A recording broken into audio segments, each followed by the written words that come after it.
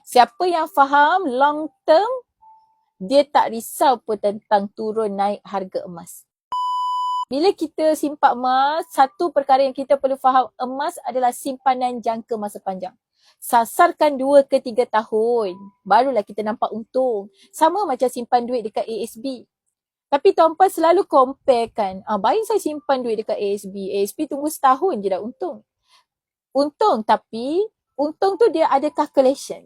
Kalau sebut untung, simpan ke ASB untung, tabung haji untung, SSPN untung, unit trust untung. Betul tak? Cuma kita nak tahu berapa keuntungan yang kita dapat. Dan hari ni harga emas berapa?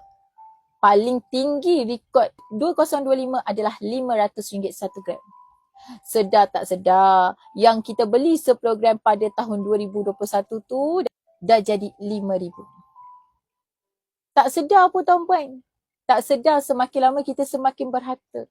Tak sedar pun tuan-puan, sebenarnya emas ni sangat bagus untuk jangka masa yang panjang.